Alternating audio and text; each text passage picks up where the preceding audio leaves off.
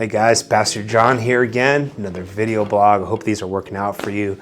I enjoy doing these for you, and I hope they're a blessing in your life. So we're going to do Matthew 15 today, verses 21 through 28. This is a story of the Gentile woman who comes to Jesus asking for deliverance for her daughter, who, in her words, is severely demonized. And so Jesus is traveling north to the region of Tyre and Sidon, and it says as he's traveling up into that region, a Gentile woman approaches him, and she begins to plead and to ask and says, "Have mercy on me, Lord, Son of David.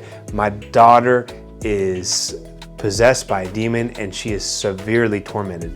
And it's important you see that she says severely, because this is a moment of crisis. She's not just like saying, "Hey, by the way," as you're passing through, or if you have time. No, she's coming and she's petitioning, and she's trying to divert his plans to get him to do what she believes she needs or her daughter needs at this point in their lives. And so Jesus, who's only doing what the Father tells him to do, pays no attention to her, which is kind of offensive, honestly. I think all of us could admit that if we believe that our prayers were not reaching the heart of the Father, that we would be offended at God. And so he doesn't give her any attention, which is seemingly offensive. And so the disciples pick up on that, and it says they actually become aggravated and annoyed and bothered by the woman, and they tell Jesus, "Would you just send this lady away? We're kind of sick of her begging. We're kind of sick of her pleading," which again shows us that the woman is relentless. She's just going after it. She's asking Jesus, do something, do something, do something. She's taking all opportunity to get what she believes she needs from the Lord. And so after the disciples express their offense and say, "Hey, Jesus, get rid of her," Jesus finally says something. He says, "I'm here for the lost sheep of Israel," speaking of the Hebrews, the Israelites, that his priority is to restore covenant and connection and intimacy between God and his people, the Israelites. And so he makes a pretty bold, straightforward, profound statement saying, "Hey, this is really not what I'm here to do right now." The woman hears this, and it doesn't push her away. She refuses to become offended, even though the disciples are offended at her, even though she's not getting from Jesus what she thinks she should get. It says that she refuses to be offended.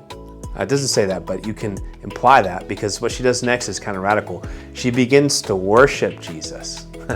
And she begins to give him honor and praise and glory, despite not getting what she thinks she needs, despite not getting the breakthrough for her daughter right away, despite the disciples kind of being annoyed and offended. And she begins to plead again from a place of worship this time. So now she's not asking out of just desperation. Now she's worshiping and asking from a place of worship. And she says, "Lord, help me." And Jesus responds again. And again, like I said, very provocatively, he says to her, "It's not right to take food from the children," speaking of the Israelites, "and throw it to the dogs," speaking of the Gentiles.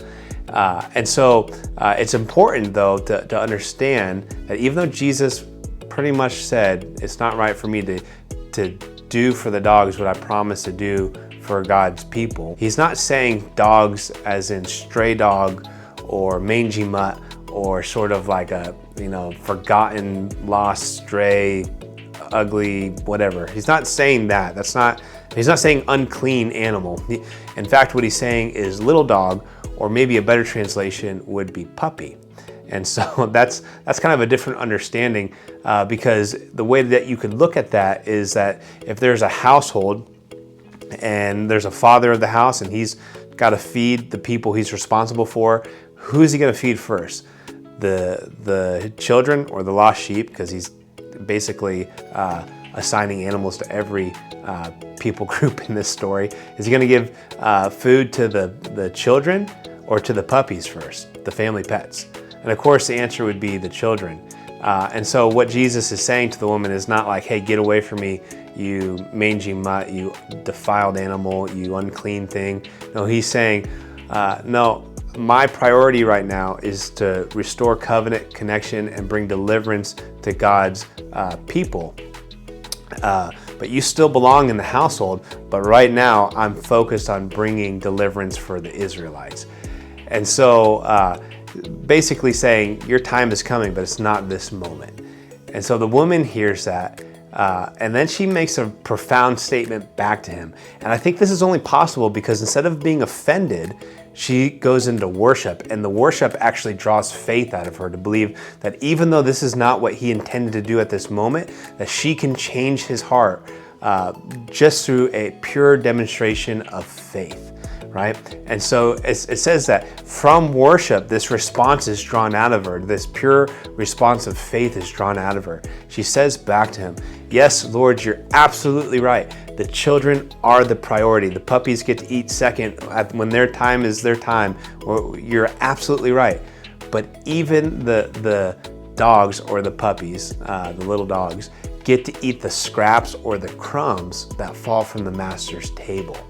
And so what she says in response to Jesus is really a faith response that was drawn out of her through worship when she refused to be offended by not getting what she thought she should get in the time she wanted to get it, or not allowing the disciples' offense to rub off on her. This response of faith is drawn out of her through worship. And basically what she's saying is, yeah, I totally agree and I understand, and that's your prerogative because you're God, I'm not God. But while I'm in your presence, I'm going to take advantage of everything that could be available.